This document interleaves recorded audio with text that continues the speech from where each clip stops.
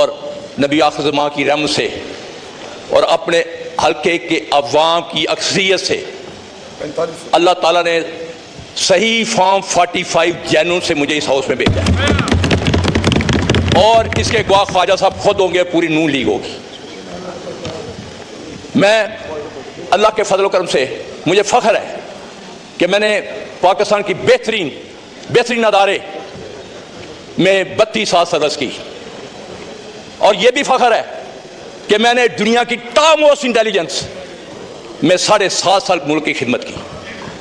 और मैं यहाँ शर्म व हया के बाद यह कहूँगा, ख्वाजा साहब या कोई बंदा उठ के कह दे, इतने सेंसिटिव अदारों, इतने इंपॉर्टेंट अदारों पे होते हुए जहाँ करोड़ों पे पीछे बात से कि एक पैसे की करप्शन नहीं की। और मुझे फ़ख्र है और मेरा महकमा भी इस चीज़ को मानता है, लेकिन आज मुझे गिला है, मुझे शर्म आ रही है कि अल्लामा इकबाल के शहर में शर्म व हया का फुकदान है।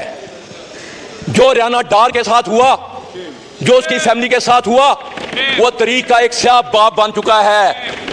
मैं दोबारा रिपीट करता हूं, वो शर्म व हया के साथ सियालकोटी तरीक का स्याह बाप बन चुका हुआ है।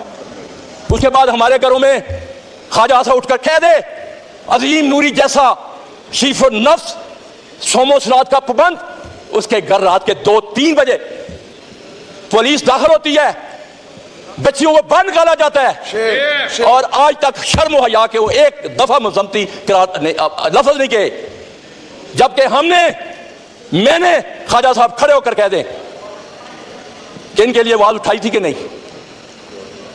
आज मुझे तकलीफ है, मुझे मेरे महकमे ने जिसकी मैंने खिदमत की, मुझे भी 5 दिन अगवा किया गया। मैं ऊपर अल्लाह के नाम लिखे हुए हैं, झूठे पे अल्लाह ने लानत भेजी हुई है। मैं जो बात कहूंगा एक सही बात करूंगा।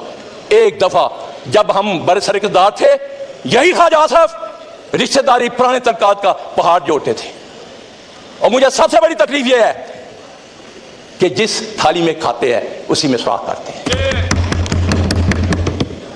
खुदारा मुझे इस अवाम में, मैं इसकी बेतुकीनी देखकर, मुझे कम से कम पहली दफा मैं आया हूं, एक शौक से आया था, क्योंकि मैं इससे पहले डिप्टी स्पीकर साहब नैब पिशावर रेज की, 22 साल नैब में रहा, KPK के लोग यहां बैठे हुए हैं और बड़े बड़े लोगों को पकड़ा, क्योंकि मेरा ईमान है कि पानी हमेशा ऊपर से नीचे आता है, करप्शन ऊपर से शुरू होती है। मेरे सबसे बड़े पहले 3 चीफ मिनिस्टर, चीफ सेक्रेटरी साहब का, और वहां गाड़ियां चलनी बंद हो गई थी। उसके बाद एंटी करप्शन पंजाब को मैंने रीवैम्प किया, जिसकी तारीफ इनके MNA, अभी यहां एक वजीर साहब नहीं बैठे हुए, उन्होंने शहबाज शरीफ को जाकर कहा कि ऐसे बंदों को मत निकालो जो करप्शन के खिलाफ जहाद कर रहे हैं। हम गुलाम नहीं हैं, हक सच बोलने वाले हैं। ये बजट पे तकरीर मैं करना चाहता हूं, लेकिन मैं आपको बताना चाहता हूं, ये बजट स्वाय एक अदादोशुमार का गोरखपन के अलावा कुछ नहीं है। मैं कौन सा फील्ड लूं?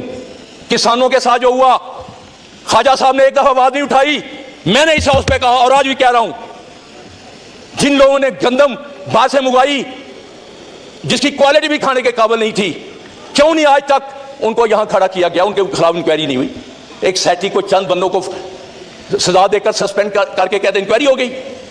मैं स्पीकर साहब इस हाउस में IPP जो हमारी हड्डियां निचोड़ गया है, जो गरीबों का खून निचोड़ गया है, क्या स्पीकर साहब आपकी तवज्जो 2 मिनट चाहता हूं। डिप्टी स्पीकर साहब,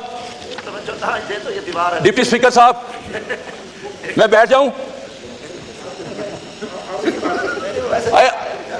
स्पीकर साहब, IPP कौन सा मुल्क है? उनको लाइन चेहरों के यहां वजीर जो नजी है वो आकर बताए उसमें कौन कौन से हिस्सेदार हैं। 125 पैसे के पैसे आप दे रहे हैं ख्वाजा साहब, जबकि प्रोड्यूस 48 कर रहे हैं। जब वो कोई इंक्वायरी होगी तो उनमें 3 फैमिली आएंगी जो बरसरकदार हैं, गरीब का खून चूसा जा रहा है। ख्वाजा साहब, मैं कल भी 2 दिन हल्के में था, लोग बद दुआएं दे रहे हैं इस हुकूमत को। हम यहां सिर्फ मुराद लेने के लिए बैठे हैं, उनकी कोई बात नहीं उठाता। जो ज़राअत का हाल किया इन्होंने, अभी तक लोगों की जो गंदम है खराब हो रही है। आड़ती जो आड़ती से पैसे किसान लेकर अगली फसल बोता है, वो आड़ती उसको 20-21 रुपए से खरीद रहा है कि उसने अपने पैसे अगले मुंजी लगानी है। ये इशू जो बात करने वाली है, ना कि यहां लड़ाई झगड़े और ताने देते हैं। मैं उन चीजों में नहीं जाना चाहता, मेरे पास भी बहुत कुछ है, लेकिन मैं उन लोगों में नहीं हूं कि जिस प्लेट में वो खाएं उसमें छींक करें, उसमें सराख करें। खुदारा इस मुल्क के लिए कुछ कीजिए। मुझे शर्म आई, कल मैं अपने प्राइम मिनिस्टर साहब का इंटरव्यू देख रहा था जो चाइनीज जर्नलिस्ट को दिया था। खुदा की कसम, मैं एक जिंदार का बेटा का मेरा शर्म से झुक गया कि हमारी मदद करो, पाकिस्तान तबाह हो रहा है। ये इंटरव्यू था, आप सुन लें। क्या वज़ीर को एक गैरत भी होती है। आप जब तक इस मुल्क को अपने पांव पे खड़े नहीं करेंगे, करप्शन का खात्मा नहीं करेंगे, दुबई किसका है। उस दिन मैं ड्रामा एक देख रहा था, इफ्तार ठाकुर है, कितनी खूबसूरत बात की, कहना ये दुबई अपना हो गया, साड़ा दुबई साड़ा है। वो चाक लेके गया, यह भी पाकिस्तानी का कार है, यह भी पाकिस्तान के कार है, यह भी पाकिस्तान के कार है। और हमें शर्म ही नहीं आती, पैसा लूट कर बाहर ले जाए और कहेंगे जी मुल्क, और दूसरे आपको कर्जा देंगे। क्या आपने मेरी मां को, पाकिस्तान मेरी मां है, मादरे वतन है, इसको भिखारी बना दिया है?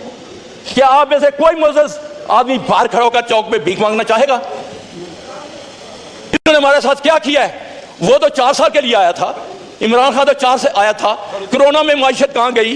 दुनिया आज भी, मैं आज को यहां लिख कर देता हूं, अगर पाकिस्तान को आगे ले जाना तो इसको बाहर अवाम की आवाज को मत कुचलो।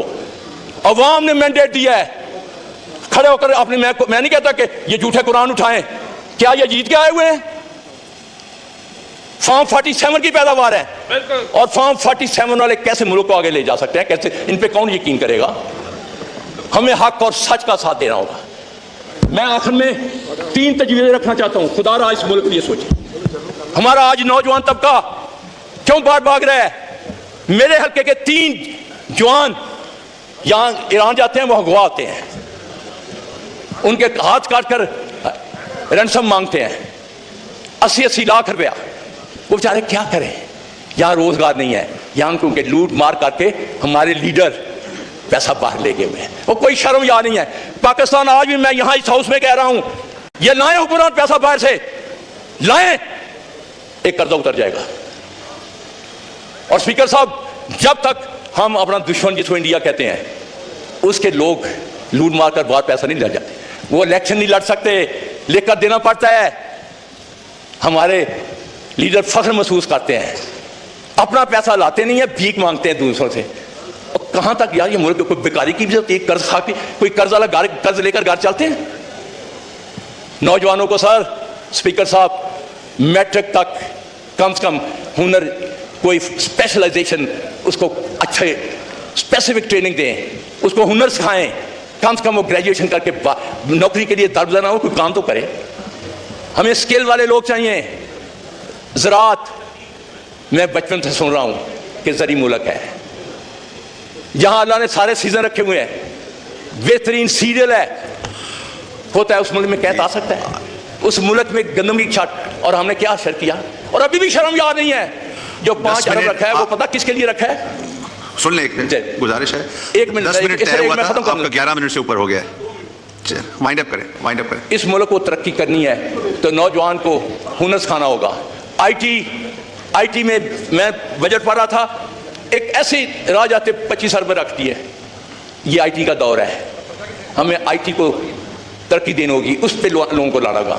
और ज़राअत, जब तक आप ज़राअत को तरक्की नहीं देंगे, सही मानों में किसान को मुआवजा नहीं दे, मुल्क तरक्की नहीं कर। आखिर में एक शेर के साथ आपसे खुशियों का एक नगर आबाद होना चाहिए, खुशियों का एक नगर आबाद होना चाहिए।